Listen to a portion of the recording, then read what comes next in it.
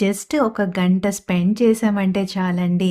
6 నెలలకు పైగా నిల్వ ఉండే ఈ టమాటా పచ్చడిని చేసేసుకోవచ్చు. రుచి కూడా బ్రహ్మాండంగా ఉంటుంది. హలో అండి. నేను సంగీత.